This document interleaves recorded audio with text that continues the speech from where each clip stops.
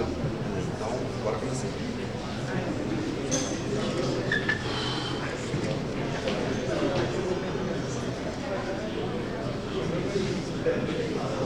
Uma excelente noite para vocês, meus informatiqueiros e o pessoal do CC que durou. Eu acho que são poucos, mas vamos lá. Eu agradeço a presença de todos. A gente vai começar mais uma palestra, uma que eu estou bastante animado, que é Desmistificando Assistentes de Voz, uma introdução ao processamento de fala. Ela vai ser feita pelo Gustavo Zanoni e eu vou falar um pouco sobre ele. Ele é doutorando em Ciência da Computação aqui pela nossa querida UEM. Ele desenvolve projetos científicos desde 2016, categorizando imagens, áudios de diferentes tasks por meio de método de Machine Learning. Ele atualmente atua como engenheiro de Machine Learning no Instituto CID, em projetos de Automatic Speech Recognition. Uma salva de palmas para Gustavo Zanoni! Olá, pessoal, tudo bem? Bem, antes de começar, eu gostaria de agradecer a presença de todos vocês aqui. Eu sei que é a última palestra do dia, vocês já estão cansados, cheios de fome. Vou tentar ser o mais breve possível, certo? Aos que não me conhecem, meu nome é Gustavo Zanoni. Eu já sou velho aqui na UEM, principalmente no departamento, estou quase zerando o departamento. E estou aqui hoje para falar da palestra qual foi intitulada Desmistificando Assistentes de Voz, uma introdução ao processamento de fala. Antes de começar, eu gostaria de agradecer a organização pelo convite, gostaria de parabenizá-los também pelo evento. Esse ano está excepcional, está sensacional. E bem, a agenda que eu preparei para vocês no dia de hoje é mais ou menos essa que está aqui no slide. Inicialmente, vou falar um pouquinho sobre mim, qual foi a minha trajetória, o que eu faço no dia de hoje, qual é a minha profissão. Vou falar um pouquinho sobre o processamento de fala, o que é a área do processamento de fala, o que ela engloba. E vou falar um pouquinho de algumas das tarefas que a gente tem contido no processamento de fala, como por exemplo, Word Spotting, Automatic Speech Recognition, NLU e NLG, que não são contidas no processamento de fala, mas estão dentro do pipeline de quando a gente utiliza um assistente de voz, Text to Speech, e no final vou dar algumas dicas de por onde vocês podem começar, caso vocês queiram seguir essa área. O meu intuito com essa apresentação não é que vocês saiam especialistas. Eu gostaria que vocês entendessem que a área existe e principalmente quais são as principais tarefas que a gente executa dentro da nossa área, certo? Por isso, muitos dos conceitos eu posso falar e vocês provavelmente não entenderão ponto a ponto, mas isso é esperado, eu só quero que vocês entendam mais ou menos como funciona. O que acontece quando a gente fala com o assistente de voz, o que acontece dentro do assistente de voz para que ela execute o comando que a gente passa para ela. Essa é mais ou menos a ideia. E, paralelamente, eu vou apresentar para vocês a área que eu atuo. Então, inicialmente, meu nome é Gustavo Zanoni, tenho 25 anos, nasci e morei em Maringá minha vida toda e atualmente atuo como Machine Learning Engineer. Aqui no departamento, no DIN, como eu comentei para vocês, estou zerando, fiz bacharelado em Ciência da Computação, fiz mestrado, estou fazendo doutorado, se tudo der certo vai terminar um dia. E, além disso, o DIN também me gerou uma esposa. Então, consegui aproveitar bastante o departamento. Certo? Para vocês acham que a graduação é fácil, é que vocês não casaram ainda, a dificuldade está lá. Da minha experiência de trabalho, inicialmente eu comecei como Full Stack Developer, por Eureka Labs. Vocês estavam presentes ontem lá na feira, certo? A Eureka está presente lá, juntamente ao CID. Eu comecei por lá, desenvolvi o web, desenvolvi o mobile, back-end, o que precisava fazer, eu fazia. Depois, comecei a desenvolver em Flutter, então mobile, híbrido. Fui professor de EAD na UNGA, de Machine Learning também. E atualmente eu atuo no CID como Machine Learning Engineer. E caso vocês não tenham compreendido ou não tenham conseguido conversar com a gente no CID, eu gostaria de passar mais ou menos o que é o CID e o que a gente faz, certo? O CID é um dos maiores institutos privados de P&D do Brasil, de pesquisa e desenvolvimento. Inicialmente ele foi criado pela Samsung, mas hoje em dia ele segue mais ou menos como um parceiro da Samsung, um associado. E a gente visa desenvolver soluções de software baseadas em inteligência artificial, aí vai toda a parte de NLP, visão computacional, processamento de fala, cloud, cybersecurity e etc. Alguns clientes parceiros que nós temos são a Samsung, a AWS, a Amazon Web Services, a NVIDIA. Hoje nós temos clientes tanto internacionais quanto nacionais, e nós temos 3 sedes principais, em Campinas, que foi a primeira, em Recife e em Manaus. A de Campinas foi a primeira, ok? O meu time está sediado em Campinas, mas também nós adotamos o trabalho remoto. Muitos dos funcionários que estão no CID hoje em dia, eles não atuam fisicamente no CID, mas sim estão espalhados no Brasil, desde o sul até o norte. Essa é a unidade de Campinas, ok? E no time de processamento de fala, qual que é o nosso objetivo?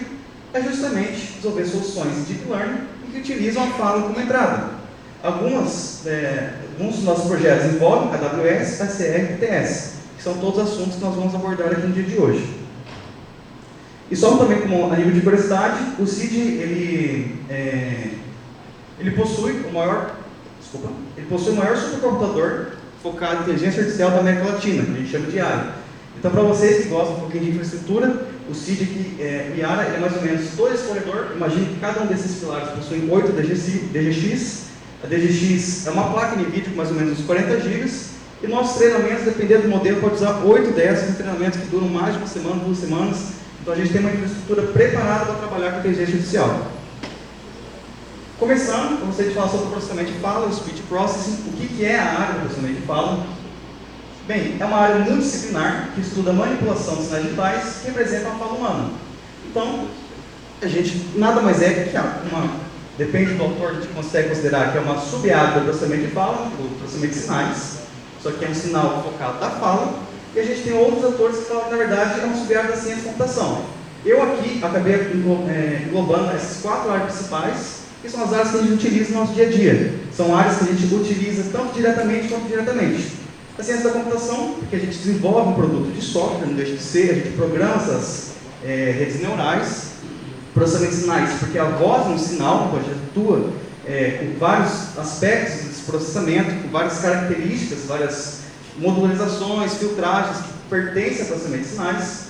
A linguística, porque muitos desses resultados, muitos desses produtos que a gente está desenvolvendo, eles são focados em um determinado idioma. Então, para trabalhar com a fala, para trabalhar com algo que tem essa característica do idioma, a gente precisa entender as estruturas da língua.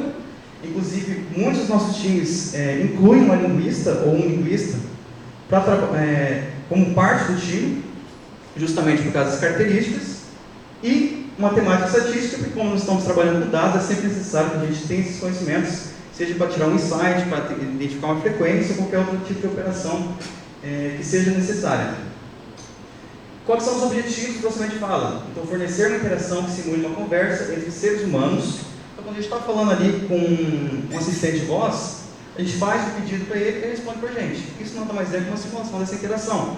A gente tem outros exemplos que a gente vai falar no decorrer dessa palestra, como, por exemplo, telemarketing. Você liga lá, você quer cancelar a sua Vivo, você não aguenta mais a sua Vivo, você está estando instável o dia inteiro. Isso não foi um desabafo, tá bom? Em partes. E quando você liga para a Vivo, quem te responde? Não é uma voz humana. É uma voz o quê? Computadorizada. E essa voz computadorizada faz parte dos objetivos do processamento de fala. Agilizar a execução de tarefas e executar tarefas sem contato físico. Então, todo mundo aqui, eu acredito que tem uma Alexa em casa, vocês provavelmente usam uma Siri no celular, ou usam o Google Assistente, vocês querem fazer um pedido para ela, como por exemplo, não sei, marca um agendamento no dentista às 3 horas. Você conseguiu burlar essa interação física, você conseguiu agilizar essa tarefa. Então, somente com um pedido por voz, você marcou esse acompanhamento. E onde é desenvolvido o processamento de fala, a gente tem tanto no meio acadêmico, nas universidades e nos estudos de pesquisa, quanto na indústria. Hoje, quando a gente vai num evento de fala, como por exemplo o Interspeech, o iCast, vocês podem ver que grande parte dos papers que são publicados são dessas empresas, como a Amazon, Google, Samsung, Apple, porque todas elas acabam utilizando o processamento de fala em grande parte dos seus produtos. Sejam eles não somente smartphones, como também outros aparelhos com IoT, desde geladeira até ar-condicionado, televisão. Então, todos eles têm esse interesse em desenvolver pesquisas nessa área. E onde estão as aplicações de speech processing? Bem, primeiramente vocês devem pensar, o cara está falando de assistente de voz, então, os assistentes de voz. A gente tem aqui na Amazon, por exemplo, da Alexa, do Google, a gente tem do Google Assistant, na Microsoft a gente tem a Cortana, na Apple a Siri, e na Samsung a gente tem o Bixby. Porém, ele está somente contido nesses casos? Não, a gente tem nos assistentes virtuais IoT, que eu acabei de comentar, dispositivos smartphone. Então, ele saiu desse contexto do nosso celular. Todos nós acabamos utilizando mais assim no smartphone e tudo mais, mas como eu comentei antes, a gente tem desde geladeiras até ar-condicionado, televisão, etc. E também a gente tem algumas outras aplicações, como por exemplo a conversação, tradução em tempo real. Você conversar com uma pessoa que não conhece o idioma e você não conhece o idioma dela, e dessa forma vocês conseguem conversar porque essa tradução está acontecendo no momento que vocês falam. suporte ao cliente, que é o caso da Vivo, call center, atendimento automático, e nós temos alguns utilitários, como pesquisa de documentos por voz, gestão de gráficos e tabelas, contas matemáticas, transcritor. Isso aqui é aquela opção que vocês têm no teclado, que vocês querem digitar, mas vocês não querem digitar. Vocês clicam no microfone, vocês falam e ele transcreve o que você disse. É justamente essa opção.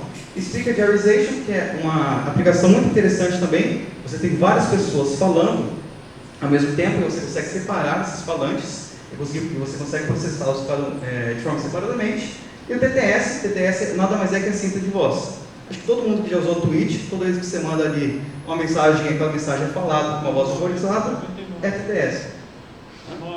99? 99? 99. Barra contra barra. Exatamente. Mas o TTS, o grande desafio é justamente esse, fazer parecer com uma voz real. Nunca viu isso. O pessoal não consegue muito. E quais são os conhecimentos que são utilizados no speech processing? Igual eu comentei para vocês, processamento de sinais, computação, matemática, estatística e linguística. E a gente tem alguns outros tópicos que podem ser utilizados, podem ser incluídos, caso vocês queiram trabalhar no processamento de fala. Como um método científico, porque quando a gente recebe uma proposta de um projeto, nada mais é que um problema. A empresa traz para a gente, eu quero resolver esse problema, eu quero que seja resolvido por vós. Então a gente tem que fazer uma pesquisa inicial, ver o que está disponível no mercado, nas universidades, na academia, para conseguir começar esse trabalho. Então a gente acaba utilizando bastante essas leituras de papers, toda essa questão dos métodos científicos, visualização e interpretação dos dados, justamente para você conseguir identificar um determinado problema nos seus dados, uma deficiência ou algo do tipo, e o pensamento crítico, porque essa é uma área que está amplamente sendo discutida atualmente, em que os nossos modelos de Deep Learning eles precisam ser inclusivos, ok? Você quer fazer, por exemplo, um áudio que atua com processamento de fala no Brasil, você tem que ter certeza que o seu modelo vai funcionar tanto com as pessoas com sotaque aqui do sul, quanto as pessoas com sotaque do norte. Então tem todas essas questões que você tem que considerar quando a gente está projetando uma solução em processamento de fala. E bem, a gente vai começar pelo Keyword Spotting, que é o primeiro passo, a primeira interação que a gente faz com o assistente de voz, que é justamente o processo de wake-up. Ih, ficou ruim aqui. No caso estava dando certo. Mas beleza. Qual que é a primeira coisa que a gente faz? A gente tem que acordar esse assistente de voz. E simplesmente a gente fala para ele, Alexa, ou Hi Bixby, ou Hey Siri, ok Google. Certo? Ativou o celular de alguém aí? Não. Coloca o celularzinho para cima, todo mundo, vai. Sacanagem, não precisa fazer não. Beleza. O primeiro passo é justamente acordar o assistente. Vocês precisam indicar para ele, ó, eu quero usar o que você está disposto a me servir. Então, beleza. Eu vou usar o exemplo da Alexa, que eu acho que provavelmente todo mundo deve ter uma em casa lá, na cozinha, sempre fica na cozinha. E como que funciona? Você fala para ela, ela entende que você chamou ela de alguma forma e ela ativa. Mas, na prática, o que acontece? Essa Alexa está te escutando o tempo todo, mas não precisam ficar paranoicos, porque essa informação, quando ela não é utilizada para a finalidade que ela quer, ela é descartada, ela é utilizada em uma baixa frequência, assim, sem muito consumo de energia, e conforme ela está ouvindo, ela está descartando qualquer tipo de ruído ou coisas que não representem essa palavra-chave em que ela precisa para ser ativada, e no momento em que ela ouve a palavra-chave, como por exemplo, Alexa, ela ativa. Por quê? Porque enquanto você está rodando em tempo real, todo o áudio está captando, no momento que ela identificou a palavra-chave que faz essa ativação, ela executa o processo de ativar o aparelho. No geral, o que a gente pode ver aqui é o seguinte, essa entrada é feita em tempo real, a gente tem pré-processamento, esse pré-processamento vai basicamente filtrar tudo que ela não quer ouvir e vai tentar deixar o dado, que seria um dado de áudio, em algo que seria mais fácil de processar. Isso aqui que vocês estão vendo se chama espectrograma, ele nada mais é que uma representação visual do conteúdo do áudio, que no eixo X nós temos o tempo, no eixo Y a frequência, e cada pixel representaria um pico de amplitude. Então dessa forma vocês podem ver, a gente está pegando áudio, transformando em imagem, e a gente vai processar essa imagem. É justamente isso que acontece. Isso é feito pelo modelo de Machine Learning, esse modelo faz essa leitura em tempo real e faz essa inferência justamente no momento que ela identifica a palavra-chave que você quer. Então, nesse caso, o que é o Keyword Spotting? É justamente identificar palavras-chave no conteúdo de áudios, mas precisamente no conteúdo de áudios de voz. Ele é um problema de classificação, aprendizado supervisionado. Eu não sei se vocês já tiveram muito contato com aprendizagem de máquina, mas a classificação ela visa generalizar um modelo que aprenda o comportamento de dados rotulados. Então, por exemplo, eu peço para todo mundo dessa fileira gravar um áudio falando, por exemplo, não sei, tirar foto.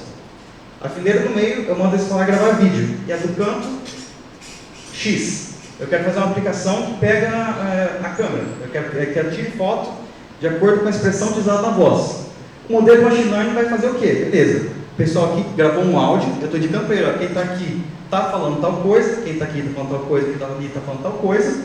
Esse modelo vai tentar generalizar esse comportamento, então ele vai entender, beleza. Eu estou ouvindo um monte de gente falando um monte de coisa, eu sei o que eles estão falando, mas eu quero entender o porquê que eles estão falando isso.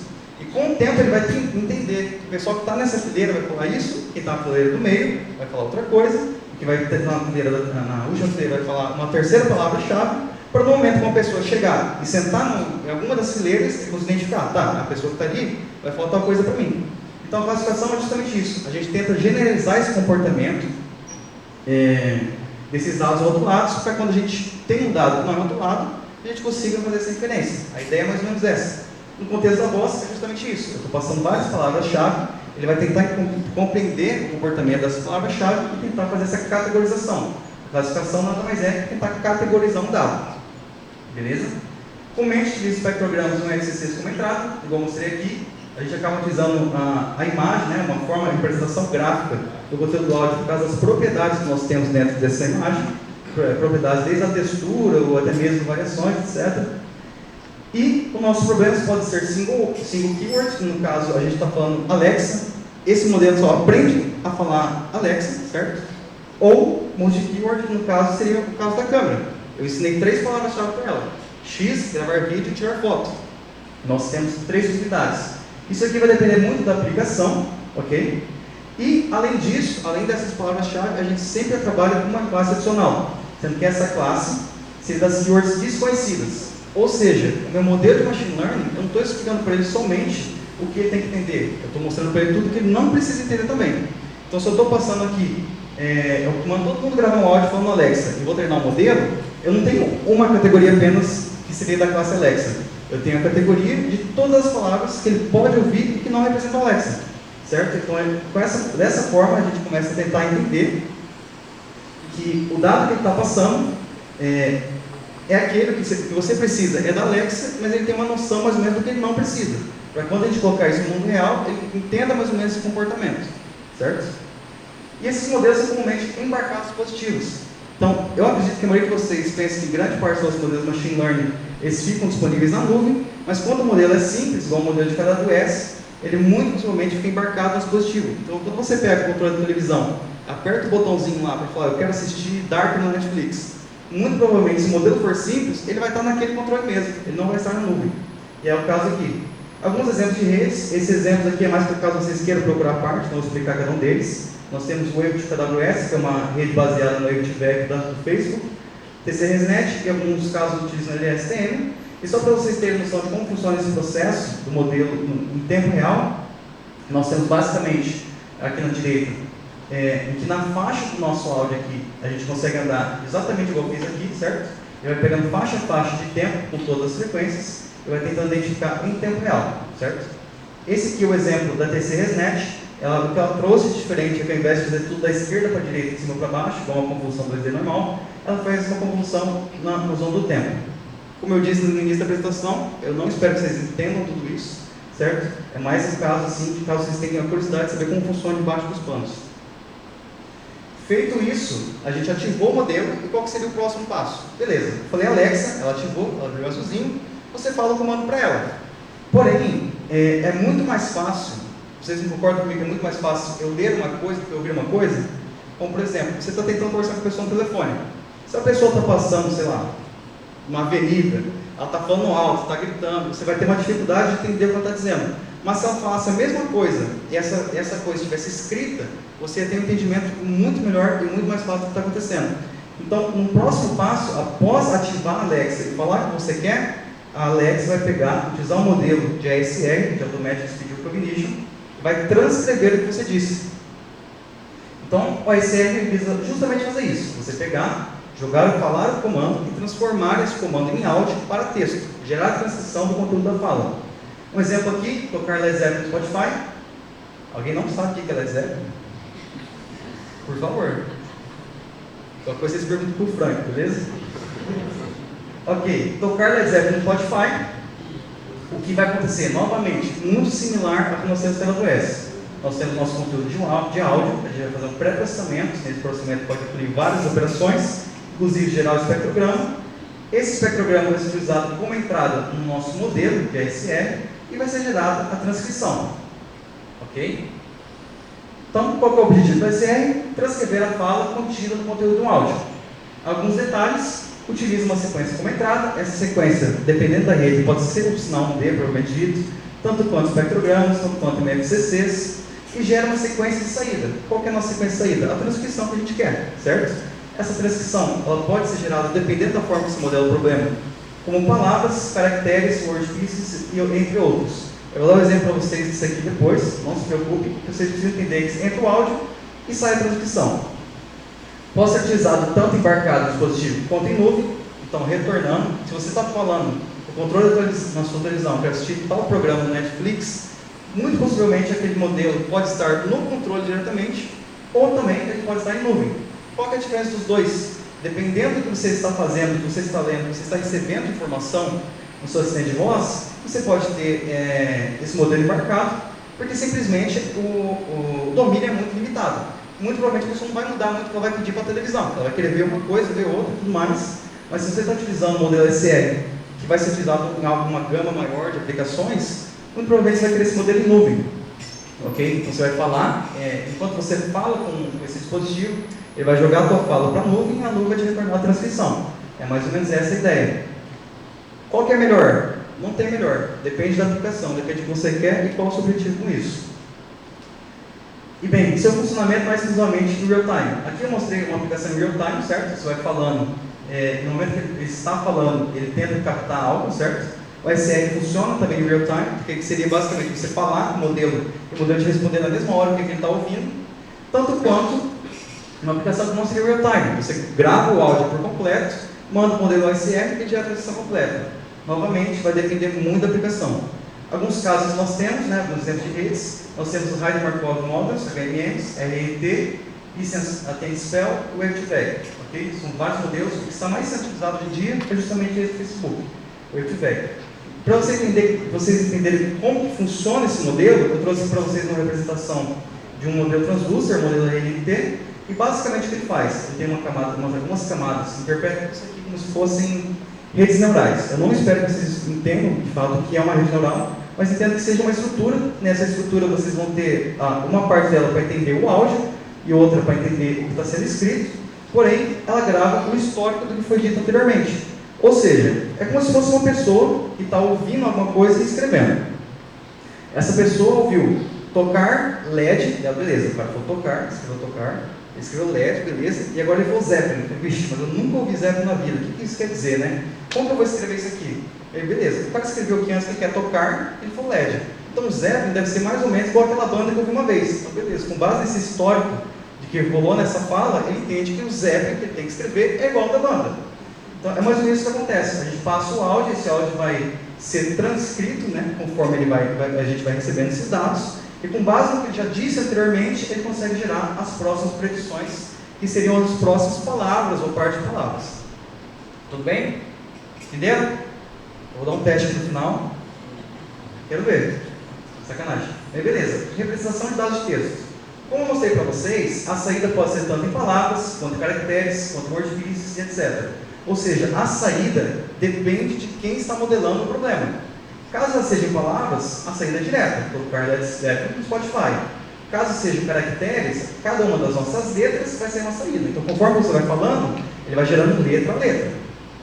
Nós temos outra representação que seria por fonemas. O fonemas é basicamente como somam essas palavras. Veja que está escrito tocar Led Zeppelin, só como se fosse basicamente como se estivesse lendo, quase como uma criança, assim, Essa aqui é uma representação fictícia, tá, gente? Isso aqui ninguém usa assim na vida real, mas é mais para vocês entenderem. Isso aqui está representando quase que o som que está emitindo cada uma dessas partes das palavras.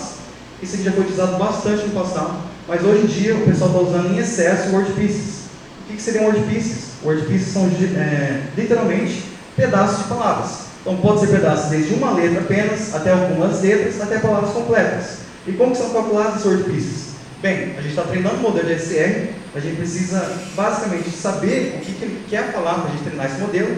Lembra do exemplo que eu falei aqui da plateia? Que eu falei que cada um vai falar uma palavra-chave, a gente vai entender essa palavra-chave.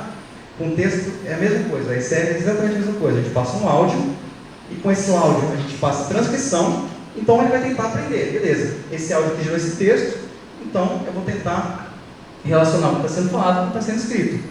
Word Pieces, a gente pegaria todos esses textos que nós utilizaríamos para fazer esse aprendizado e com base na frequência desses pedaços de palavra, a gente vai juntar como se fosse um dicionário. Ou seja, eu vi aqui que de todas as minhas palavras que eu tenho, o pedaço da palavra TO apareceu com uma frequência maior que as demais. Então eu separo TO para ser algo para pertencer ao meu vocabulário. Então, dessa forma, com base nessas frequências, eu vou juntando esse vocabulário e crio uma representação por Word Pieces. Inicialmente, vocês podem parar para pensar que isso aqui não faz tanto sentido no nosso contexto, né? Beleza, se eu estou usando palavra ou letra direta, até mesmo fonema, faz mais sentido para a gente português. Mas isso aqui, ele foi projetado para funcionar com as línguas orientais, japonês, coreano, que não funcionam do jeito que a gente utiliza, muito por grafemas, certo? E a gente acabou utilizando isso aqui porque funcionou como funciona bem para o coreano, a gente acabou testando e a gente viu que funciona tão bem quanto para o português. Então é o pessoal que está trabalhando com esse hoje em dia está utilizando em peso, ok? E vem funcionando para diferentes línguas, não somente as orientais. E bem, agora nós temos o pós-processamento. Dá uma pausa dramática.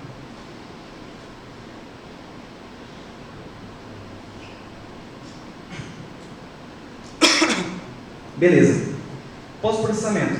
Essa é uma etapa que precisa de pós-processamento porque depende muito da forma. Desculpa. Porque depende muito da forma que a gente está gerando esses dados, certo? E muito provavelmente nossos dados estão no domínio da fala. O que é o domínio da fala? É o domínio de quando a gente fala. Então, o que isso quer dizer? O texto está escrito como a gente falaria. Não tem símbolos especiais, são meramente palavras que representam o que a gente quer. Então, se eu tenho que converter R$30 em dólares, R$30 está escrito por extenso. Marcar um novo evento às 15 horas e 20 minutos, 15 horas e 20 minutos, está escrito por extenso. E mandar um e-mail para ccompre.br, também escrito por extenso. Arroba escrito por extenso. Então, dessa forma, todo o nosso texto está no domínio da fala, porque é basicamente mais próximo do que o modelo está ouvindo. Porém, quando a gente vai mostrar isso para o usuário, ele não quer domínio da fala, porque vai ficar muito longo. Ele quer domínio da escrita. O domínio da escrita é inversamente ao domínio da fala. Está escrito tudo com símbolos, de uma forma mais apresentável, ok? Então, converta R$30, já tem R cifrão 30,00. Marcar um evento às 15h20, mandar um e-mail para ccompre.br. Tudo isso já na forma, no domínio da escrita.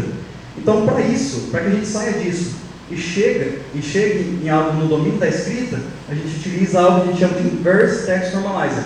Então, a gente faz uma normalização de texto inversa. Por que inversa? Porque quando a gente fala de normalização de texto, a gente quer fazer justamente o contrário. A gente quer sair do domínio da escrita e ir para o domínio da fala. Quando a gente faz uma normalização de texto inversa, a gente está saindo do domínio da fala e indo para o domínio da escrita. Exatamente por causa disso. Isso pode ser implementado de diferentes formas. Então, pode ser com regex, como identificação e conversão. Final State Transducers, vocês já tiveram DFA? Máquinas de estado definidas? Vocês acharam que vocês nunca usaram isso na vida, né? Tá aí, ó. Beleza? Exatamente uma máquina de estado definido. Para gerar essas entradas e essas saídas. E as redes neurais, como por exemplo Transformers. Eu queria aproveitar que o Rafael está aqui. Só pessoal, fazer ITN é facinho, não é? Aí, ó. O Rafael trabalhou com a gente no CID, ele foi responsável diretamente por fazer um ITN para a gente. Ele gostou tanto que ele até mudou de empresa. Foi só para o Google, coitado. Troquinha simples. Mas beleza. Quais são os desafios da área? Necessita de uma grande quantidade de dados para treinamento. Então, se eu estou tentando generalizar a voz, eu preciso de muita fala. A gente precisa, nos nossos projetos, praticamente 3.000 a 10.000 horas de áudio gravado. Enquanto a gente pega alguns papers da Amazon, que eles têm 100.000 horas de áudio gravado. Vocês têm noção que é 100.000 horas de áudio gravado? É muito áudio. Só eles vão conseguir isso. Com 100.000 horas, vocês fazem o que vocês quiserem. Entendeu? Vocês geram o modelo SE que vocês precisarem. A gente que tem aqui no português um pouquinho mais limitado, conseguir 3.000 horas já é um sofrimento. Então, esse é um dos maiores desafios, isso inclusive dependendo do idioma, fica inclusive mais difícil. Dados precisam ser representativos conforme o cenário de aplicação. Como eu comentei para vocês, se eu estou falando aqui num cenário de telefonia, eu preciso que meu áudio tenha um estilo de telefonia, a qualidade de um áudio de telefone, e falando assuntos de telefone, certo?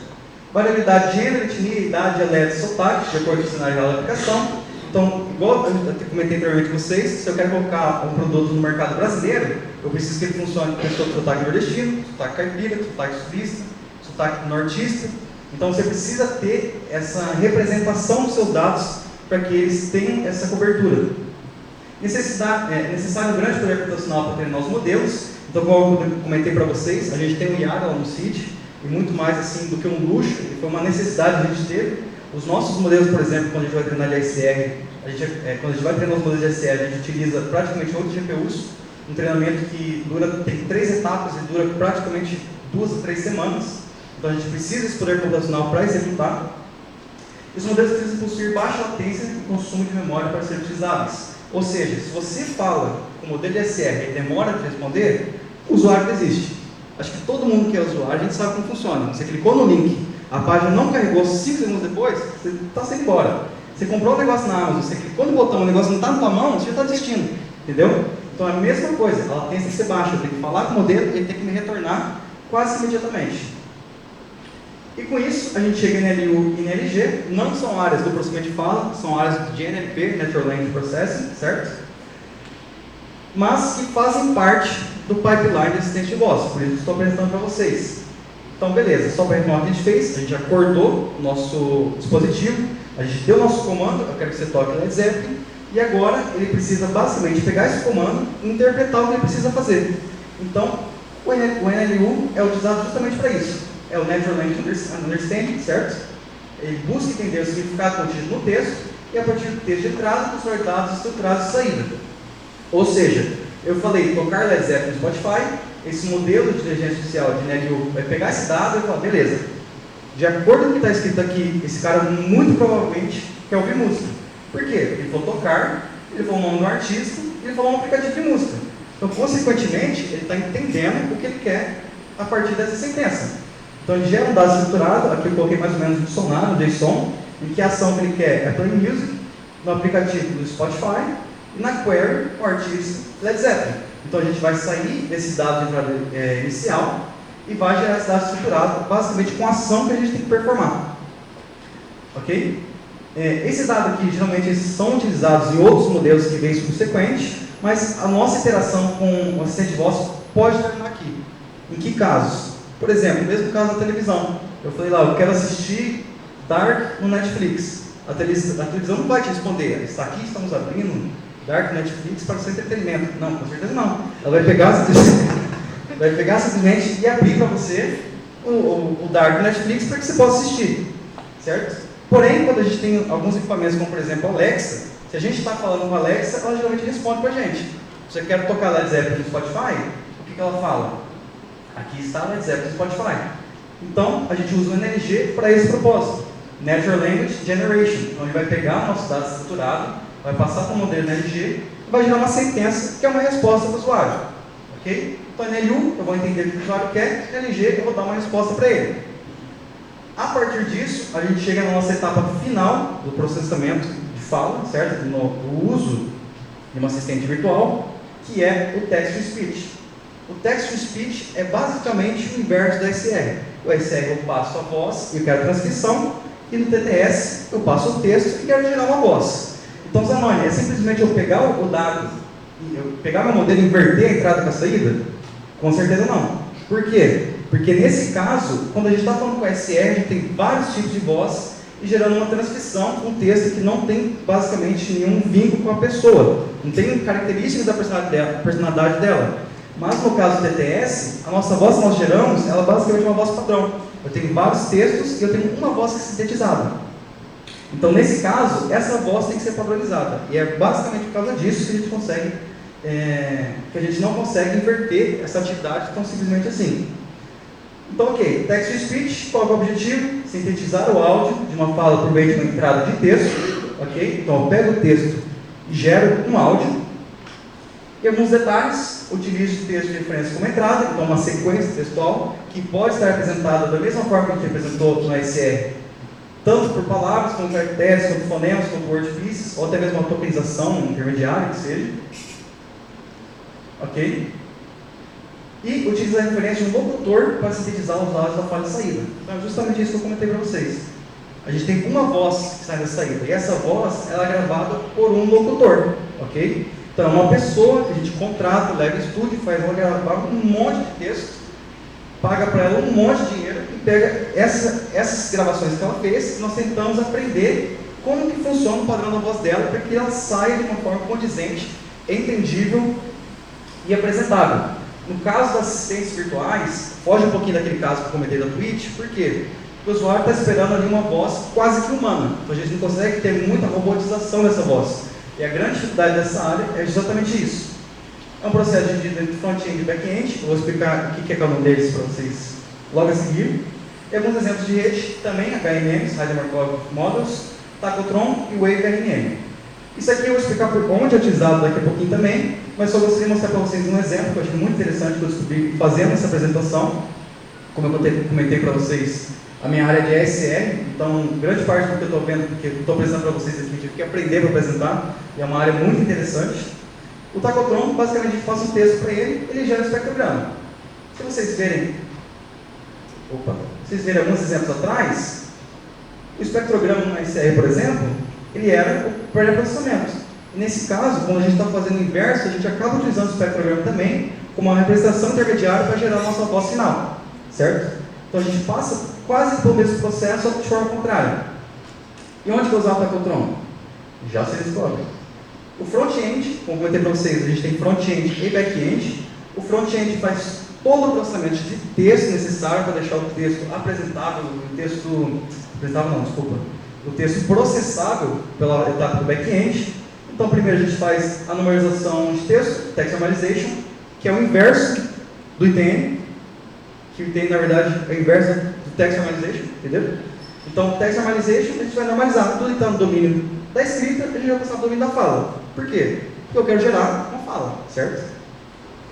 Part of text staging, então eu vou pegar os meus textos e vou taguear de acordo com a categoria daquela palavra, se ela é artigo, substantivo e adjetivo. E por que eu faço isso? Para conseguir gerar os fonemas por meio do G2P. O que é o G2P? É o grafismo de fonema. Nesse caso, eu pego o texto, ok? Faço a normalização, divido em categorias e a partir desse texto eu gero a representação fonética, que é exatamente o que eu mostrei para vocês no ASR. A representação fonética está aqui, é basicamente como as palavras são ouvidas.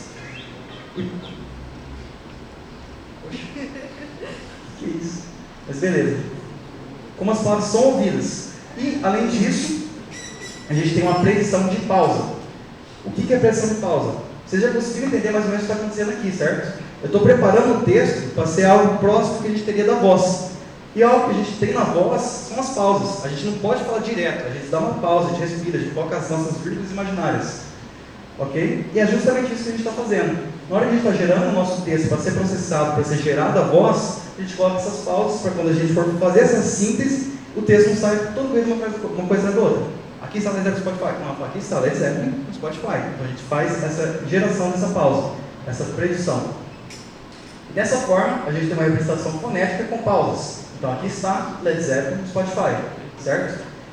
Esse texto é passado por entrada num modelo acústico. Esse modelo acústico é exatamente um exemplo dele seria o Tacotron, ok? O Tacotron vai pegar esse texto, gerar o espectrograma, que seria mais ou menos aquela representação de texto por frequência. Desculpa. E esse espectrograma a gente diz como entrada no vocoder. O vocoder é onde a gente vai passar os áudios daquela locutora que fez as gravações, e por meio dessas gravações, certo? Ele vai aprender o estilo de fala daquela locutora, vai pegar esse espectrograma e vai gerar uma saída de texto, uma saída de áudio. E essa saída de áudio é que é apresentada ao nosso usuário final. Então, retomando todo o processo, ativei a Alexa, pedi meu comando, esse comando foi interpretado, foi gerada uma resposta, essa resposta em texto, e a resposta em texto ela é processada pelo front-end, é gerada uma representação fonética com pausas, com a finalidade de gerar a minha saída em áudio, certo? E assim a gente fecha o processamento, ok? Entenderam? Amanhã todo mundo fazendo processamento de fala em casa. Garantido. Beleza. Alguns desafios do TTS: aquisição dos dados, consistência na fala, então tem que ser o mesmo locutor, ok? Essa pessoa tem que gravar e ela tem que falar de um jeito que seja praticamente dinâmico, porque se ela falar muito monótono, a forma que a gente vai gerar o áudio vai ser monótona, certo? E o corpo de texto que representa o cenário da aplicação, então, novamente, ela tem que estar lendo, ela tem que estar falando essas frases que sejam na aplicação. Não adianta pegar uma aplicação de telefone e estar falando coisa de série, por exemplo, porque ela nunca iria falar algo daquilo na vida. Baixa latência, baixa função de memória, que é o mesmo cenário SR. Generalização para soluções de diversas línguas, ou seja, praticamente tudo que a gente fez aqui é focado em um determinado idioma. A gente não consegue utilizar o mesmo modelo para outros idiomas, a gente talvez consiga adaptar. Mas no caso do TTS é um pouquinho mais difícil, porque como a pessoa, o locutor, está falando em um idioma, a gente não consegue utilizar esse mesmo idioma, esse mesmo áudio para gerar um TTS para outros idiomas. E está em constante mudança, como a gente tem uma constante mudança na fala, os gírios sotaques, a gente tem que basicamente estar atualizando esse TTS quase que a todo momento. Essa foi mais ou menos a parte da apresentação que eu gostaria que vocês entendessem, são as tarefas do processamento de fala, e agora eu vou indicar alguns locais, alguns livros que vocês podem utilizar, caso vocês tenham interesse, seja em processamento de fala, seja em machine learning, como a gente está falando aqui bastante de deep learning, vocês veem que é praticamente uma aplicação de deep learning, certo? Estudos, caso você queira atuar com processamento de fala, tem que entender um pouquinho de machine learning e deep learning. Eu fui bem, no pouquinho peguei bem leve, tá? Mas claro, quando está começando, vocês não precisam entender tudo, algumas coisas podem ser caixas pretas. Processamento de sinais digitais, justamente porque a fala é um sinal digital. Estatística e processos estocásticos. Já fizeram a matéria de processo estocástico? Não? Então vocês sabem o que aguarda. Por que processo estocástico? Porque quando a gente está falando de deep learning, quando a gente tem um algoritmo de treinamento de deep learning, esse algoritmo de treinamento ele não é determinístico, ele é probabilístico e mais precisamente estocástico. Então entender como ele funciona, para entender como ele funciona, vocês vão precisar de um pouquinho de processos estocásticos. E a ordem linear. Por quê? Porque machine learning, deep learning é praticamente multiplicação de matriz. Tá gravando isso aí não, né? Vocês editam depois. Beleza, valeu. Falando, mas não falando, é praticamente multiplicação de matriz, beleza? Alguns livros que eu digo para vocês. Speech and Language Processing, do Jurafsky. Esse livro está disponível online no site desse professor, é um professor de Stanford. Ele tem praticamente capítulos para todas as áreas de processamento de fala e algumas de processamento de linguagem natural. É muito interessante, está gratuito, caso vocês tenham interesse, está aqui no link. Eu pedi para o pessoal do PET, por favor, passar o slide para o pessoal depois. E o livro Mãos à Obra, Aprendizado de Máquina com Deep Learning Keras e TensorFlow, certo? Esse é um livro que eu usei em peso quando eu estava começando a aprender um pouco de Deep Learning, até mesmo a minha experiência como professor IAD de Machine Learning. Inclusive, ao certificado para no final aqui a gente vai sortear um livro desse. Então, eu queria fazer igual o Luciano Huck, quem vier aqui na frente dançar Michael Jackson leva. Sacanagem, a gente vai sortear. Vai? Janaína tá pra tudo, cara. É só, a gente vai sortear, tá? Brincadeiras à parte, a gente vai pegar a nota ali e sortear lá. Caso seja interesse de vocês, presentei de coração, caso contrário, vocês devolvem e sorteio outra pessoa. E alguns cursos, a gente tem especialização de Deep Learning no Coursera. Esse curso quem dá é o Andrew Ng. Ele é o criador do Deep Learning AI, que é uma das maiores plataformas hoje em dia que propagam conhecimento de Deep Learning. E também nós temos o mestrado em Speech and Language Processing da Universidade de Edimburgo. Gustavo, você está falando que para eu entender processamento de fala eu preciso fazer um mestrado? Não, quero dizer que o material está disponível nesse link, certo? Gratuito. Então, se vocês tiverem interesse, se vocês querem entender um pouquinho mais de como é feito, esse material é muito bom, é bem direto ao ponto, cobre desde o início até mais ou menos o final do todo o processo. Agora, questão das carreiras, caso vocês queiram trabalhar com processamento de fala, eu tive o primeiro contato com processamento de fala na empresa, no CIT, e o CIT está sempre aberto para oportunidades, seja de processamento de fala, visão computacional, NLP, cloud, inovação. Então, caso vocês tenham interesse em conhecer mais um pouquinho sobre o CIT, ontem eu estava presente aqui naquele oportunidades. Não sei se todos estavam aqui, mas caso vocês queiram entender mais um pouquinho sobre o CIT, também acho que o pessoal passou os panfletos aí, né? Se vocês quiserem panfleto para levar para casa, tem muito panfleto para levar para casa. Vou sortear o panfleto também, não vou ficar aqui nesse caso não. Sacanagem.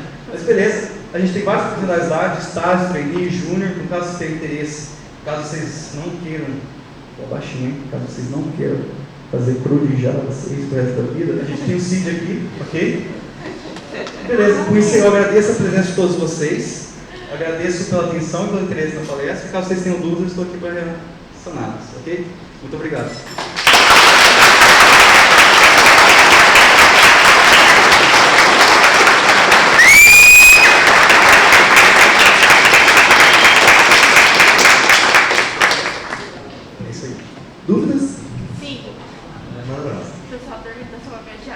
Diga. Ah, meu Deus, você fez uma listinha? É. Mas assim, Brincando. duas perguntas. Eu tenho algumas, mas eu vou fazer duas e daí sobra a resposta da outra. Primeiro, uma curiosidade que me veio e talvez seja super simples de responder. Então, o Shazam é um algoritmo de processamento de voz? Sim e não. Ele é mais um processamento, na verdade, ele é um audio detector. O audio detector, cada AWS, na verdade, pode ser identificado como um audio detector. Porque o keyword spot, ele é muitas vezes também interpretado como keyword and audio detection. O que o Shazam não, né? O que o Shazam faz? Ele basicamente, conforme você está tocando uma música, ele pega um sample, esse sample vai fazer uma comparação com milhares de músicas no banco de dados que ele tem, e ele vai fazer uma categorização. Qual é a categorização dele? Se ele bate a música ou não. Então, é processamento de fala?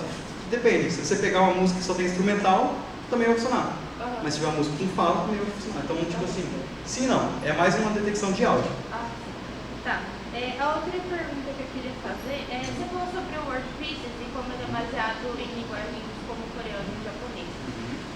E eu queria saber se você sabe se funcionaria, na verdade, como funcionaria para detecção de uma linguagem tonal como o mandarim.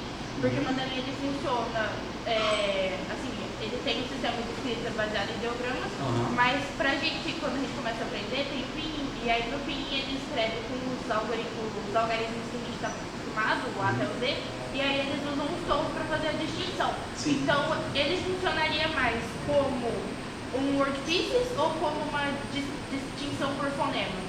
Então, nesse caso, a gente cai um pouquinho, né, nessa questão do talvez funcione melhor que o fonema. Foi algo que a gente tentou o português, que faz muito mais sentido, porque a gente tem menos fonemas do que, com certeza, do que palavras, do que a gente teria com word piece. Word piece, geralmente, quando a gente gera, dá mais ou menos entre 1.000 a 8.000 word pieces, dependendo da aplicação. Fonemas, a gente tem alguns poucos. Então, seria, teoricamente, mais simples de modelar. Okay? No caso do chinês, do mandarim, talvez, eu acredito que o word piece ainda funcionaria muito bem, porque a nosso objetivo é gerar transcrição, ok? E a transcrição está no texto, nos símbolos do mandarim. A questão da voz, dos tons, a gente espera que a rede entenda as diferenças que geram aquele texto. Então, no caso, mesmo que o mandarim tenha essa questão tonal, né? Eu ainda acreditaria que o word piece funcionaria melhor, justamente por causa dos outros casos que nós temos, como por exemplo, não somente no coreano, no japonês, mas também no árabe, certo? Então, nesse caso, mas claro, tudo isso aí é experimentação. Muitas vezes você pega uma configuração de word pieces, vai ser melhor que as de fonema, mas a gente pega uma configuração de fonema que vai ser melhor que word pieces. Não tem regra, sabe? É mais experimentação. Fechou? Ô, Rafael. Pode ir com os outros. Fala, Rafa. Eu tô com medo. Ela vai devolver agora. Você comentou sobre a dificuldade dos dados da SR, de, por exemplo, os sotaques, né, que esses dados têm que ser representativos. Isso seria o mesmo caso para pessoas com dificuldade na fala também? Sim, exatamente isso. Eu acho que o professor Josiane pode até falar um pouquinho melhor sobre isso, que ela tem um aluno que está fazendo exatamente isso agora. A categorização de pessoas com difluência na fala, como se fosse um pré-processamento para SR. Nesse cenário, a gente inclui, a gente teria esse quesito de inclusão, ou seja, a gente não quer somente função de sotaques com pessoas de diferentes idades, mas a gente quer também funcionaria para pessoas com difluências na fala, certo? Para isso, eu não vejo como sendo um caso de ter no dataset, seria mais um caso de talvez fine-tunar essa rede, fazer uma adaptação dessa rede, para que a gente consiga trabalhar com esses casos mais específicos, porque a porcentagem de existência deles, em geral, a aplicação total, é muito pequena. Então, muito provavelmente, se coloca no dataset, esses dados vão ser desproporcionais aos demais, ok? Então, seria mais o caso de a gente tentar pegar um modelo que já está pronto, um modelo que entendeu como que funciona praticamente a fala geral e depois tentar adaptá-lo para que ele consiga atender essas necessidades. Tem um caso famoso disso, que é o de esclerose lateral amiotrófica, e daí tem um pesquisador que ele tem influência e ele pesquisa na área. Está no episódio 2 ou 3 do Age of AI, do documentário da Google. E daí ele financiou, junto com aquela Ice Bucket Challenge, a criação e a junção de todo mundo que tem a esclerose lateral para gerar um banco de dados, para ser treinado, para ter a acessibilidade do celular de quem já tem uma comunidade excelente. limitada. Acho que essa é uma das maiores dificuldades, inclusive, hoje em dia, a questão dos dados. como por exemplo achar dados para SE em português já é difícil. Agora achar dados em português com pessoas com muitos clientes para a gente conseguir tratar é mais difícil ainda. Muitas vezes esses dados ou eles são encomendados, certo? Ou é feita uma pesquisa, uma cooperação com a universidade, porque a gente tem que levantar esse banco de dados. É disponível assim de imediato, eu nem sei se existe para o português, por exemplo. O Rafa falou, e aí eu lembrei de uma pergunta que eu queria fazer. Ele fez uma apresentação sobre, não lembro, mas você viu ele usou um leitor de tela. E aí eu fiquei pensando, o leitor de tela ele se caracteriza como uma aplicação de PDS? Quer responder, Rafa? Sim. Sim? Ah, tá, obrigada. O leitor de tela ele pega o texto e ele tem um sintetizador de voz ali embutido. Daí o texto é enviado para esse sintetizador. Duas vozes. Como você não deixa? Legal. Quer falar, Pro? No caso do TCC é exatamente isso que o André falou. Eu não sabia. A pessoa que está fazendo TCC tem influência na fala. Eu acho que isso vai dar bom. Ele veio falar comigo, inclusive. Foi que eu cobrava baratinho e ele desistiu. Brincadeira. Agora sai. Outro comentário que eu queria fazer. Vocês já estão vendo uma reportagem sobre fake? Eu achei um comentário bem interessante, que o pessoal estava falando que fazer deepfake de imagem é mais fácil do que você reproduzir uma deepfake com áudio, tem áudio. Né? Exatamente pelo problema da gente não ter modelos treinados com o português. Exatamente. Então as vozes ficam Robóticas, né? Esse é um dos maiores problemas do Zico. O Zico avaliar um TTS é muito difícil. Porque como você vai avaliar se a voz está boa ou está ruim de uma forma automática? Então, praticamente é uma forma subjetiva. Você junta uma certa amostragem de pessoas, mostra várias vozes e elas dão uma nota assim, para essa voz. É um processo que chama de MOS, se não me engano, MOS. E dependendo dessa forma, eles identificam qual voz, se a voz está melhorando, se não está, que é tipo um teste cego. Você ouve uma voz aqui, fala alguma coisa, se dá uma nota de 1 a 5, se o negócio está muito ruim ou está muito bom. Dessa forma eles conseguem entender, eles conseguem compreender se está melhorando. Então, para a questão da voz, é justamente, é muito mais difícil por causa da questão dos dados, é difícil de avaliar o que a gente fazer. A gente tem um parceiro que levantou a mão ali. Vamos lá. Você já falou que a voz é transformada em texto, o texto é processado pelo programa. Me parece ser um esforço a mais de ser da voz direto do programa. É um modelo que é. Cara, isso aí que você está falando é muito interessante por causa do seguinte. Inicialmente, o que você está falando é isso aqui, né? A gente passou da SR, pegou o áudio, gerou texto e esse texto vai ser processado para gerar os nossos dados estruturados para identificar o que precisa fazer. Se a gente tem uma forma direta, esse ano eu participei do iCast. O iCast é um dos maiores conferências que a gente tem de processamento de voz, de áudio, inclusive processamento de sinais no geral, certo? E a Amazon fez uma apresentação de mais ou menos 4 horas exatamente sobre isso. O que eles estavam fazendo, eles estavam tentando burlar toda essa parte aqui do meio, gerar o texto, processar o texto, para cair nesse caso final. Pelo que eles estavam falando lá, eles estavam em estado inicial essa pesquisa e não estava ainda tão boa quanto o processo de dividir em 2 etapas, de pegar o áudio, gerar o texto e processar o texto. Isso porque a gente, igual eu comentei no caso lá da pessoa que está no telefone, passando por carro, falando isso aqui lá, gritando, é muito mais difícil de compreender do que simplesmente o texto com uma estrutura fixada ali, entendeu? A gente tira essas características do ambiente, das características da fala da pessoa, e todos esses pontos que podem influenciar no que está acontecendo. Mas sim, mas existem pesquisas que tentam fazer justamente passar do áudio para ir direto para a estrutura de dados. Vou falar. Misturar línguas, né? Tem alguma solução que não seja repetindo? Tem, hoje tem. Isso aí, o que hoje em dia é uma área muito pesquisada, essa questão vou dar o exemplo do SR quando eu estou inserido, do SR multilíngue.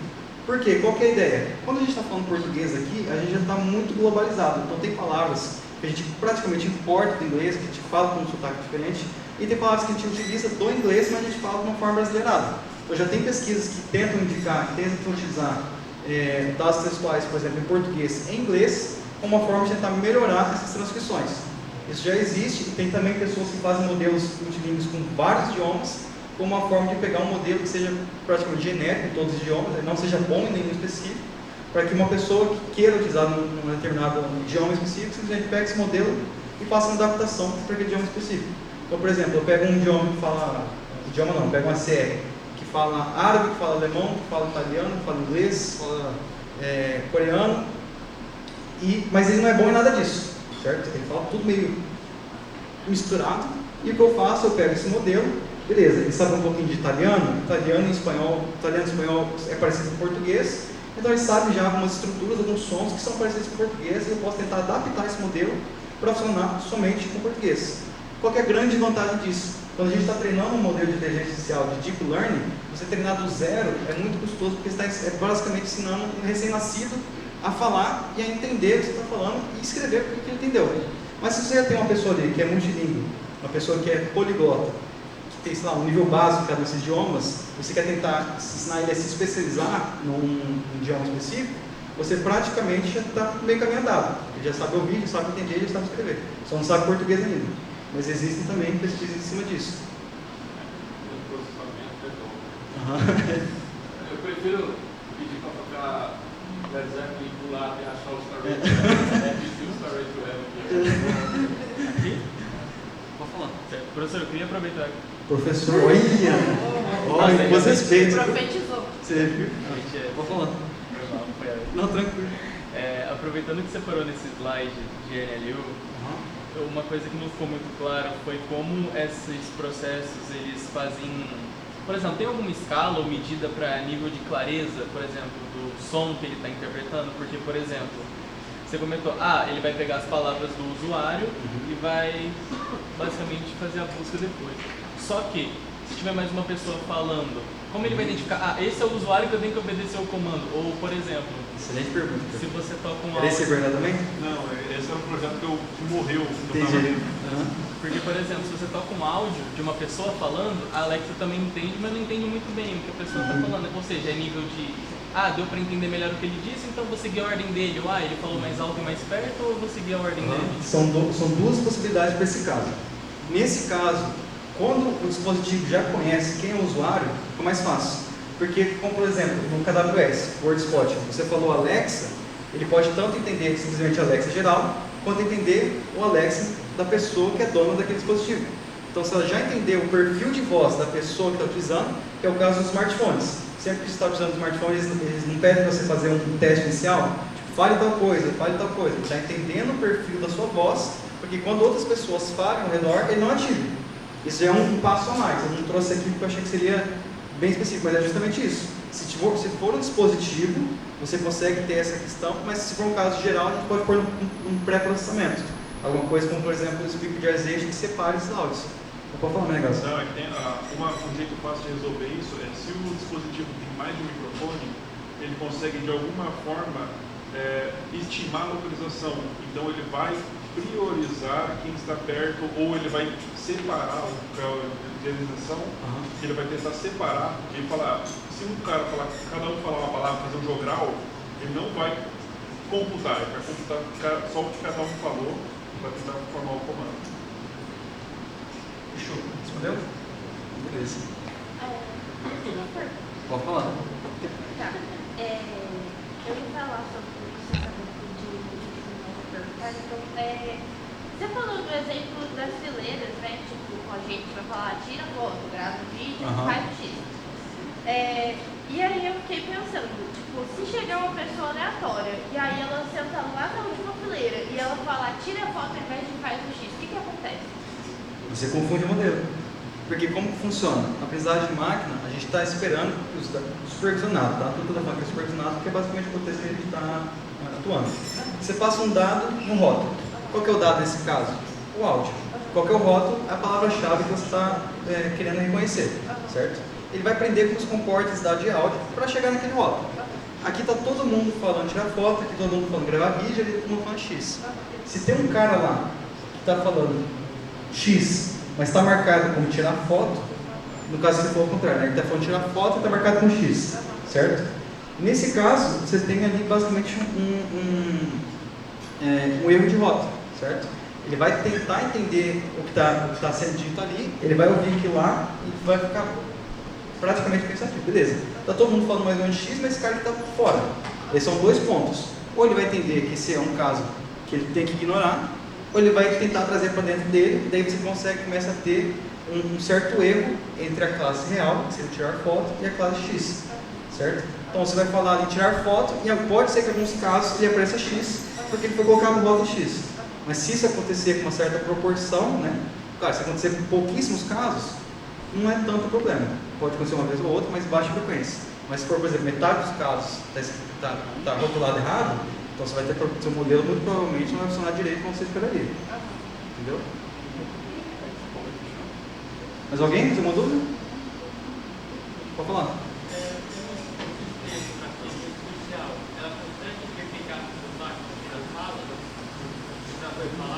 Como falar mais alto, cara? Não entendi, desculpa. Quando a Alexa, quando fala com você, ela consegue imitar o seu sotaque ou não? Depende. Depende de como é gravado. O negócio seja o ponto do TTS, né? De gerar a voz. Se a pessoa grava a voz com sotaque, consequentemente, na hora que for sair a síntese de voz, essa voz vai ter sotaque. Por isso, inclusive, a gente busca locutores que têm sotaque neutro. Ou seja, que não parece muito com uma de região, nem parece muito com a outra. Mas parece assim um pouquinho de cada, ou que nesse caso, entre aspas, não tem sotaque.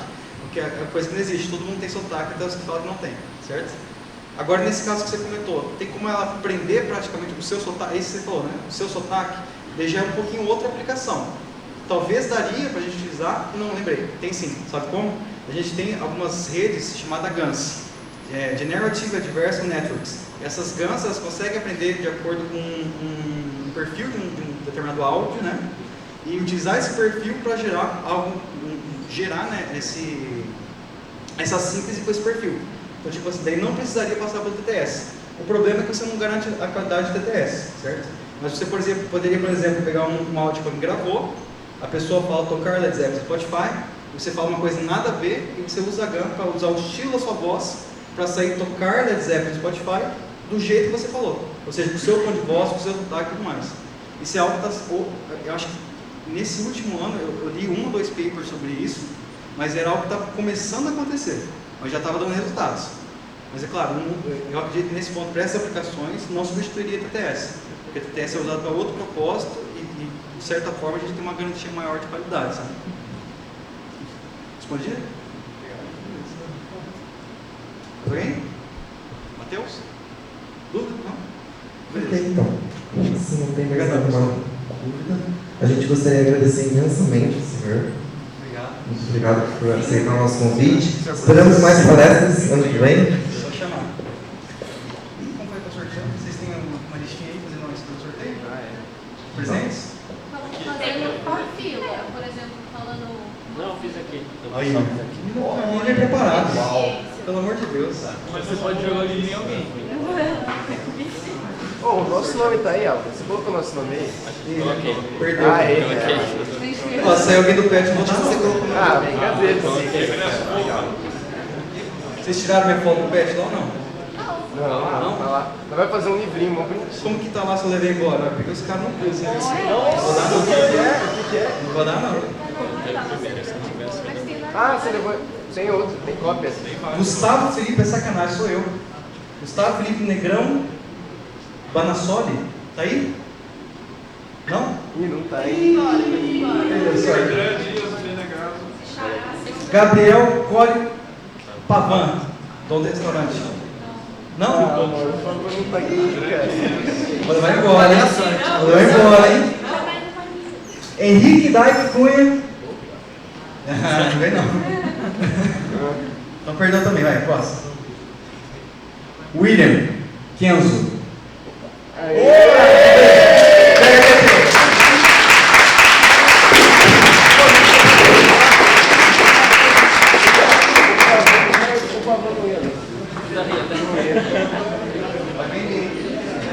Oh, ele lê, tá? Isso aí ele. O William lê. Depois eu vou mandar no Ok, agora eu não quero uma salva, eu quero uma chuva de palmas de novo para o Gustavo.